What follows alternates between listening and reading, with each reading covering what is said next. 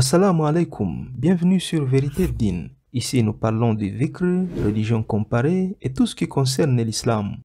Il existe aujourd'hui une situation dont personne ne parle. C'est la migration des musulmans occidentaux vers la Turquie, un pays à cheval sur deux continents et situé au centre du califat islamique connu sous le nom d'Empire ottoman. De la même manière que plus d'1 million de musulmans ont fui les Balkans pour la Turquie au début du XXe siècle, nous voyons aujourd'hui des centaines de milliers de musulmans d'Europe et des États-Unis s'installer à Istanbul et dans d'autres villes turques à la recherche d'une nouvelle vie, et surtout afin de pouvoir pratiquer l'islam librement. Ce phénomène s'appelle hijra, ce qui signifie quitter un lieu où on n'est pas libre de pratiquer sa religion pour s'installer dans un pays où l'on peut pratiquer l'islam de manière plus authentique. En effet, l'islamophobie a atteint un niveau terrifiant dans le monde occidental. Les musulmans sont traités comme une menace civilisationnelle et subissent quotidiennement des attaques de la part des partis d'extrême droite. Par exemple, en 2022, le Royaume-Uni a enregistré une hausse de 42% de la haine anti-musulmane. Et la même histoire peut être racontée en Allemagne, en France et aux États-Unis. Mais il ne s'agit pas seulement de la violence des rues contre les musulmans et les mosquées, mais aussi de la manière dont les gouvernements européens ont légalisé l'islamophobie, comme en Suède où la profanation du Coran est considérée comme un noble acte de liberté d'expression, ou en France où on crée des lois visant à priver les musulmans de leur liberté de croyance. C'est pour cette raison que les musulmans décident de quitter ces pays. La question ici c'est pourquoi la Turquie? En réalité, de nombreux musulmans des pays occidentaux émigrent également vers la Malaisie, le Qatar et l'Arabie saoudite. Mais la Turquie est devenue la destination la plus populaire ces dernières années pour 3 raisons notables: la religion, la géographie et l'économie. Nous allons nous focaliser sur le premier point, la religion, mais un mot sur la géographie et l'économie. Non seulement la Turquie est un marché passionnant pour le fait qu'elle occupe une position stratégique en tant que centre commercial de l'Europe et du Moyen-Orient, mais aussi le coût de la vie y est beaucoup plus bas par rapport à celui des pays occidentaux. On n'a pas donc besoin d'avoir de gros revenus pour mener une vie décente en Turquie. En plus, d'une manière générale, le peuple turc est connu pour sa générosité. Revenons au point religieux, car c'est lui qui constitue la raison majeure de cette hijra. Les musulmans sont en train de quitter l'Occident vers la Turquie pour y avoir une opportunité d'étudier et d'approfondir leur compréhension de l'islam, tout en étant guidés par des érudits qui ont consacré leur vie à l'érudition islamique. Et contrairement à leur pays d'origine, les musulmans qui s'installent en Turquie peuvent entendre l'appel à la prière où qu'ils se trouvent dans le pays. I love how I can hear their call for the prayer. It makes me so calm and quiet, and it's so nice. It's just a nice feeling.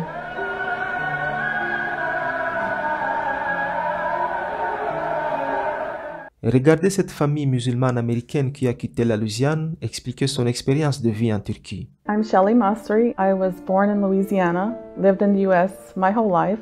Me and my family, we decided to move to Istanbul, Turkey. We found that people are hospitable, very welcoming. It's a place where we can blend in, we can be ourselves.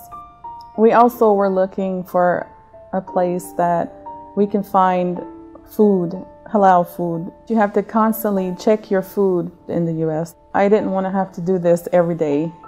Les musulmans convergent du monde entier vers la Turquie et en particulier vers sa ville internationale d'Istanbul. Les Arabes fuient le régime répressif. C'est pourquoi ces dernières années, des millions de Syriens, d'Irakiens, d'Égyptiens et de Libyens ont choisi la Turquie comme leur nouveau domicile. Et à cette fin, aucun pays n'a été plus accueillant et généreux envers les réfugiés du Moyen-Orient que la Turquie, qui a accueilli 4 millions de réfugiés au cours des 10 dernières années. Le pays est également devenu un foyer pour les Ouïghours, qui ont fui le génocide chinois, qui continue d'être perpétré dans la région de Xinjiang. Les réfugiés ouïghours pratiquent librement leur foi. In this orphanage and school in Turkey, more than 100 children study together, eat together, live together. My name's Abdurrahman. My name is Absalam. They are far from home. Hello. Their families torn apart. Because they are ethnic Uyghurs, a Muslim minority from Western China. Their families fleeing what they say is persecution in China for their faith. La Turquie est devenue un refuge pour les musulmans persécutés partout dans le monde. Des jeunes saoudiens, iraniens ainsi que des militants arabes qui ont été déplacés par les printemps arabes continuent d'élever la voix contre les régimes qu'ils ont été contraints de fuir. Pour les musulmans occidentaux, la Turquie offre simplement une vie meilleure. Alors, quelle est la conséquence de ce phénomène sur l'Occident? La conséquence, elle est grandiose. Voici le problème.